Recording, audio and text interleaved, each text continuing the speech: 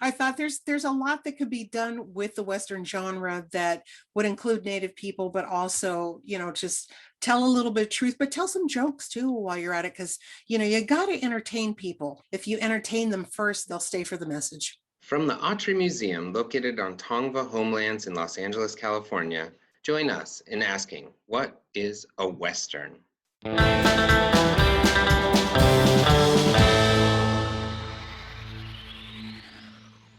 I'm pleased to have with us today Arigon Starr, who is a multidisciplinary artist, musician, writer, an enrolled member of the Kickapoo Tribe of Oklahoma, and the creator of the New Adventures of Super Indian, which is this year's featured Native Voices performance happening in audio space online. And I encourage everybody to check that out while you get a chance. And so we'll start out, actually. I just want to ask you about Super Indian. And this is a project that has so many different iterations and uses many of your talents we were just talking about. Visual, musical, writing, everything. Could you tell us a little bit about how that fits into your bigger body of work? Well, what's exciting about Super Indian is that it's like the fulfillment of a childhood dream, because I've always loved comics. I've always loved audio theater. These are two things that I used to do when I had nothing better to do when I was a kid. Drawing, reading comics, of course, reading volumes and volumes of comics, and enjoying audio theater back when they still sort of had that back in the like early 70s, 80s and stuff like that, because there used to be the National Lampoon Radio Hour and things like that back in the 70s. That was actually sort of the breeding ground of the people that did Saturday Night Live. So they were doing this awesome comedy, and I thought, what in the world? I used to listen to the record albums of those and go, how did they do that? How did they? It just blew my mind. And I studied, I listened and listened, and I knew that I wanted to do that in some way or form, but also tell a Native contemporary story, because again, the reason for all that I do is just to remind everybody we're still here. I know I hear that from so many different Native people from all around the world, really, but especially the United States, that that message is just can't get told enough. It can't, yeah. And also that we're contemporary people living today, and not certainly, in the dusty pages of, Western novels or wherever else you might find us. Well, that actually brings me to another question I have, because this show we call What is a Western? And we're kind of trying to dig into the Western genre and the ways, the many different forms it can take and the many different responses to it we might have. You could say that probably the Western genre is very responsible for perpetuating that idea that Native people are from the dusty pages of the past. Yes. But how do you interact with the Western genre? Because clearly you utilize it sometimes too. Oh, I certainly do. And that was something that I grew up with thanks to my mom and dad. My family, they loved that genre. We watched all of those movies. My dad was a big fan of the Clint Eastwood movies, and of course, when Dances with Wolves hit, that was another thing. It was like, oh my gosh, finally, we have speaking parts, and they're actually, speaking traditional languages, where in the past, again, this was hilarity, especially with my grandfather. There were Creek people that went back to Los Angeles back in the 30s and 40s and were extras and maybe possibly got speaking roles. And I know of one family here, Alvin Deer, his family, they always were on the set and speaking Creek when they were supposed to be, I don't know, Kiowa or whatever, Comanche, whatever. So my grandfather would watch these movies and just howl with laughter at the guy speaking Creek, and a dialect had nothing to do with what the action was. And hilarity ensues when natives are on the set. And again, the Western, except for films like Little Big Man, would show the humor that we had in our community. Chief Dan George, I mean, when I saw that film, blew my mind. I said, it's a funny native. This is like my dad. This is my grandpa. And when that is as part of the story, that really just makes me feel better. And I think it helps other people that aren't Native to kind of understand who we are, that we're not always, stoic and, sad. Yeah, I mean, I think that's one of, it seems like throughout your work in your music, in your writing, images, that humor plays a big role. Where can you tell me a little more about like how you learned to deploy that kind of the humor and why you think it's so effective? Well, the humor definitely comes from the family, but it also is the stuff that I loved when I was a kid. I love the irreverence of the Beatles. I love the irreverence of Monty Python and Mel Brooks. I mean, my gosh, Blazing Saddles. Hello. I thought there's a lot that could be done with the Western genre that would include Native people, but also, just tell a little bit of truth, but tell some jokes too while you're at it, because you got to entertain people. Yeah, I find that is really important, because if you entertain them first, then they'll stay for the message. Yeah. The parts of your work that I have read or watched or listened to, or I think you do it very well. Thank you. So I think you're coming to us from Oklahoma right now, Yes. Mm-hmm. and some of your plays and a lot of your work, I think Oklahoma plays a role, and maybe also in that humor perhaps that we were talking about too. I wondered if you could just talk a little bit about Oklahoma. What is it like? What's its influence on you, and Native Oklahoma particularly, maybe? Certainly. Well, of course, all of my kinfolk live back here. There's a few that live in other areas, but mainly this is where the heart of our family is. And I had a funny discussion with another Creek writer named Stacy Pratt. She married a man who was in the military, and my father was in the Navy, so we moved frequently. And Stacy and I had this in common, and I'm sure that other military brats have this in common. It's like, okay, so you've got vacation, you've got leave. Where are you going to go? Florida? Somewhere fun? No, we're in the car driving to Oklahoma. From wherever we were, whether it was the East Coast or the Midwest or wherever we were, we would drive hours, like usually in one go. My dad would stay up and drink a lot of coffee. 23 hours. We're in Oklahoma for Christmas, for the summer, so we were always coming back here no matter where my dad was stationed. And it is, it's essentially home base.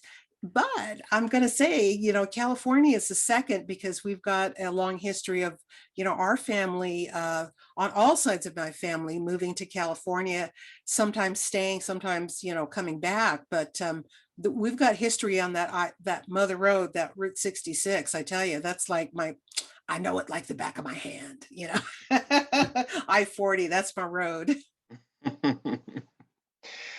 Yeah, and there is a strong connection between California and Oklahoma, both Yes. native and non-native folks who kind of gone back and forth. Yeah, definitely. And I find that Oklahoma just has so many rich stories that I haven't seen in any other media. I mean, we see a lot of, Navajo, Lakota stories, sometimes Ojibwe, and this, that, and the other thing, but it's a rare thing, to see. Okay, let's talk about the Choctaws. Let's talk about the Creeks. Let's talk, nobody knows, I mean, it's like the Pawnees and the Kiowas, the Comanches are always the bad guys. But now there's kind of like this shift of focus on Oklahoma with, the Martin Scorsese movie. And I think Sterling Harjo is filming a series right here in Okmulgee. So things are happening. And I'm really glad that the Oklahoma worldview is kind of going to be out there a little bit, and people will see what we like about this place. And there's 39 different Yeah. recognized tribes here, and they're all different. They're related, but all different. We're related to the Seminoles, but we're a little different. We're related to the Cherokees, but it's different. Choctaws, Chickasaws, all different. Osages, it's like, my gosh.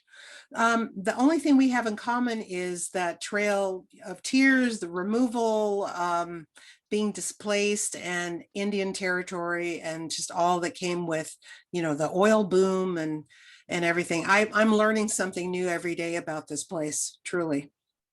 As you're turning that into art, you mentioned you did this great interview, and we'll link to it, with a couple of other folks from the Autry about Super Indian and Native Voices. And you talked about that you are really inspired by August Wilson's series, Pittsburgh series, kind of that where he kind of wrote a play for every decade of the 20th century, and you were interested in a sort of native analog. Could you tell me a little more about that? Yes, August Wilson, what a genius. And that he had the presence of mind to say, there aren't any theater pieces about the African American experience in 1900 in Pittsburgh or wherever he might have set that particular play. The stories need to be told, and there's a lot of rich Oklahoma history that has not even people don't know about Alex Posey, who was the pre-runner to Will Rogers, and what happened after that, and statehood, and people will learn more about the Oklahoma oil boom and this whole business with the headrights and the people getting murdered, and that stuff like that still touches on today. My grandfather, David Cornell, was a restricted Indian, meaning he was more than half blood. So everything he did had to be approved by the court, including buy a home and things like that. And that is still affecting us today. There's still an archaic law on the books. I was helping my mother revise her will and, get ready to move to California. And come to find out, she still, to like 2 weeks ago, had to go before a county judge to get her will approved, just to Wow. make sure she was, are you of sound mind, and restricted Indian still in 2021. Whoa. So, here we are. Nobody knows this stuff. Nobody knows this stuff. And I think it's important that we put our people in the place and let people know that, yes, we were removed here, but we continue to live and we continue to evolve. And the story is still evolving and still changing, sometimes getting better, sometimes getting worse. Oh, I know you finished some of these already of the plays. Do you want to talk about a couple of the plays that you've gotten to so far in that cycle? Yes, well, actually, this whole business with August Wilson and the play cycle, the 10th century or 10 century cycle, was William Partland, who was my dramaturg on my one-person show, The Red Road. Bill Partland worked with August Wilson, and I didn't know anything about August Wilson until Bill told me about him and said, now, the reason that your work is reminding of what he did was because it was about community. That play, The Red Road, was the story of a diner in Sapulpa, Oklahoma in the 1970s that got visited one day by a country music star, a couple of Native activists, and a British punk rocker, and the tornado. And it was just done for fun. There was music in it, and I thought, why hasn't this been done for Native America? Why don't we have like 50,000 century cycles from every community? So that's what set me on this journey to do this. So the second play that I wrote in my cycle was from the 1950s. It takes place in Los Angeles in 1956. It's a Creek family that moves from Okmulgee, from where I am right now, to Los Angeles as part of the government relocation program. And not everybody had a horrible time. This is one thing controversial, I know, because a lot of people said, oh, they came to the cities and, everything horrible happened. People point back to that film, The Exiles, as like, that's what really happened. However, if you dig back a little bit deeper about this film, you find that a lot of that stuff was staged. People were paid not only in money, but in alcohol, especially the scene at the Ritz. I mean, that was full on stage. In any case, that's not all that happened to people in LA. I have kinfolk that moved back there and worked in the aerospace industry and had regular jobs. They went to church, they had families, they went to school, and it was okay. And I thought, why does that story never get told? It's always, oh, poverty, poverty. And yes, that's in our community. However, there are other stories that I feel that just don't get that spotlight. So this story of the family is, the man is a veteran, and he's Creek, and he's offered the opportunity to buy a gas station in downtown LA, and he's got to find the money somehow. And that's when hijinks ensue. So that's Round Dance. And the next one I'm planning on writing is about Mose Yellow Horse, who was a baseball pitcher in the 20s. He was Pawnee for the Pittsburgh Pirates. And there was a time in October 1921 where he came to Shamrock, Oklahoma to do an exhibition game with his team and the Yankees. So Babe Ruth came to town with Mr. Yellow Horse. And if you can imagine, there was a stadium full of people, a lot of them Moses relatives and, you know, his friends and family watching him pitch against and strike out Babe Ruth. And I think that needs to be told too. That does need to be told. Yeah. So And that's then, where I'm going with that. Yeah. And then, of course, I'm really interested in your 1940s play because I've done some research on the same topic. So could you tell me about that one a little bit? Oh gosh, yeah. This one, again, near and dear to my heart. Indian Life. I called it Indian Life because I really wanted to pay tribute to Don Whistler and that radio program that ran in Norman, Oklahoma back in the 40s and the 50s called Indians for Indians. And the reason I know about this program is because my dad used to tell me about it. And I thought he was pulling my leg. There were things that Don said on the radio that he would always say, Keshki Kashanina. And my dad used to say that. And I said, what does that mean, Dad? He said, I don't know. That's what he said on the radio. I was like, okay. And then the other one my dad always repeated throughout my entire life was Inni Nakachahe. And I was like, Dad, what does that mean? Why is that Kickapoo? He's like, no, it's what that guy said on the radio. And I said, well, what does it mean? He said, well, I think it means that's all, folks, because he used to say it at the end of the broadcast. And then come to find out, I went to the Western History Collection at OU just because I wanted to know. I wanted to find out. I listened to some cassette versions. You know, they gave us a cassette player, and me, my mom, and my Aunt Cecilia sat and listened to a couple of the programs, and we're like, wow. And then, of course, come to find out, Keshki Kosh Anina was like, my name is Keshki Kosh. That was his Indian name. So I wanted to write about that in like Oklahoma post-war. What would it have been like to be a native broadcaster back then? And how did he reach the community? How did he affect the community? And what was happening back then was, of course, veterans were coming home and things were changing for Indians back then. And I thought about writing it in the context of like, what if it was It's a Wonderful Life, only with Indians? So that's kind of how I approached it. I'm so excited to see that stage sometime. So yes, me too.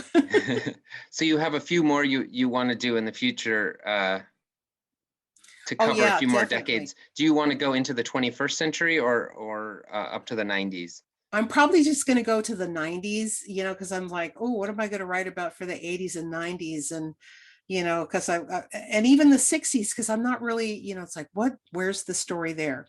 You know, there's more transition happening there as well. So, you know, and of course the aughts, and again, many stories that could be told, you know, and it's great to be here to be talking to relatives and going through my grandpa's pictures and seeing the stuff from Chilocco Indian School.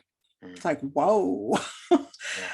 Yeah, so good stuff. And I wish other people would do this. I challenge other playwrights watching this. Go write your tribe a century cycle right now before it's too late. Yeah, I feel like we haven't talked too much about music yet. I know music is one of your major media. Could you just talk a little bit about your music career? Absolutely. Oh my gosh. Okay. So when I was in high school, I'm going back to high school here. There were three things that I thought, okay, I could follow three different paths, artistic paths to success. Because my parents raised me to not think that that was impossible to go into the arts and whatever. So I thought, is it music? Is it theater? Or is it art? And I felt like I was good at all of those, and I love doing all of those things. But I picked music because I was in San Diego and I lived really close to Los Angeles, and I thought that's the entertainment capital of the world. And the Beatles and every other pop artist that I loved could change people in 2 minutes and 59 seconds. And I thought, okay, let's try that. Let's see what happens. And so learn the craft of writing songs, but also the craft of being on stage and talking to people and performing and storytelling through music, which, I think that's at the root of any good project is like, what's the story and how passionate are you about the story? So again, I took things that were contemporary and happening around me, like, NAGPRA, and it's like, let's return the bones. There was a song called Indian Bones, and I wrote a fun song about a guy that wants to try every tribe's fry bread and see which one is the best. And that's junior fry bread. Yeah. And just everything from, like, salmon coming back to where they came from, and a song based on my friend Robert Conley's novel Mountain Wind Song, that was a beautiful kind of a bluegrass number. I don't have any kind of limits on what genre of music. I mean, I'll do everything from punk to rock to country and bluegrass. So, anything that will help tell the story a little bit better, that's what I'm going to use. But within that music and the storytelling, again, the thread of humor, I was thinking of, but please do not touch the Indians, which was actually the name of Joseph Danduran's play that I was in from Native Voices. And I had always thought, that's a great saying. And how do I, it's like, they put a white guy in tan makeup, it goes, it's crazy, but it's all about the stuff that we go through, and the stuff that we would like to not happen to us. We don't want Sylvester Stallone playing an Indian in a movie. I don't want to see that. Super Indian, also, in addition to being a radio play, has come out in comic book form, where you did the art yourself, and as well as the writing, as well as the music of these audio plays. But how did those come about, and have they? And I think there are maybe more to come. Is that right? Oh, yes, definitely more to come on the Super Indian Volume 3 is still cooking over here. And I sure hope to get this thing done by the end of the year, because it's making me crazy. Because I love the stories that are in here, and they're still timely. I'm always shocked at how timely this stuff continues to be. But what happened was, we got to the end of the road with the first audio edition of Super Indian, and I still had scripts and stories that I wanted to tell. And we went back to the three threads of the high school experience. I knew I could draw comics. I've been drawing comics my entire life, but what I didn't realize was I really didn't know how. I knew nothing. I knew nothing.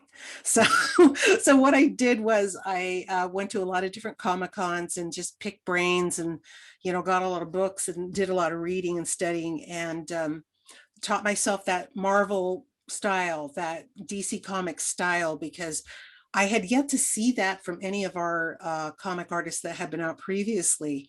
And of course, when you go back to those Marvel DC books, there were no natives involved in the writing of the stories or the drawing of the stories. So inevitably you got a lot of stereotypes of, like, the super shaman, the super tracker, and the guy that's more Indian than you, but he's not Indian, so that was like, please. So I thought Super Indian really needs to be a comic book. And when I first envisioned it, I said, wouldn't it be great if you found an old, like, book from the 1980s that was all about natives, written by natives? And I was like, oh, wow, I should make it look like the X-Men. And I went back to that style because I like that thick line work and stuff. So I taught myself how to do that. That was fun. And it took years. The radio series ended in 2007. I didn't actually put any comics up for people to read till 2011. It took that long. It started as a web comic because the professionals of the industry said, do not publish a book first, build your audience. Now, I knew Super Indian had an audience through the radio show, but I was like, I didn't know about comics. So that's when I said, okay, every week there was a new string of panels, the next week, the next week, the next week. And by 2012, I had enough to publish volume 1. So volume 1 came out. I did the art, the writing, the lettering, the coloring, the design, everything. And my company, Wacky Productions, put the book out, and we just started kind of selling it out of the back of our car, like you do. I hope that there's more of an entrepreneurial spirit within Native America because of the technology. It's a lot easier to print things than it used to be. And we all can get Photoshop and Illustrator and InDesign, which is what I use to put the books together. Mhm. So volume 2 came out in 2014. And in the meantime, I've been hired to do Tales of the Mighty Code Talkers, which is different stories of our code talking experience, because again, nobody knows. Mhm. They see the Nicolas Cage movie and they think, oh, that's the end of the story. There's only Navajo code talkers. And I'm like, nay, my friend. Oh no, there are other tribes that were involved in this. So we told those stories, and since then I've worked with everybody from, Moonshot, which was a Canadian anthology, and the Nib, which is a political contemporary satiric site. I've worked with them, and more to come. Great. Yeah, and we've explored how, images of the West and of Native people have kind of gone out through all these media, through drama, through movies, through comic books. So it's great to have the newer voices coming out that we're missing for so many decades. Yeah, So and it's a it fills a huge gap, but I hope to see a lot more from you and others. So. Yeah, I agree. There are a lot of folks that are coming up now that are doing more genre stuff, more science fiction and, vampires, werewolves, and, all that kind of. I was like, bring it on. We have these stories in our community. It'll be great to see them. Yeah. The New Adventures of Super Indian brings together the music, which, since you wrote some of the songs and the music in it, the art for the comic books, and the theater, and kind of braids that all together with that amazing humor. I hope that everyone will take the chance while you can, to listen to all the new episodes of the New Adventures of Super Indian. I do want to thank you, Arigon, for talking to us about your work and about these themes of how stories are told in the West, and look forward to the next chapter. Oh, thank you so much. It is a privilege and a pleasure to be part of this. And I am thankful for everybody there at the Autry who's been so supportive of my work. And, let's do something else. It's fun. Sounds good to me.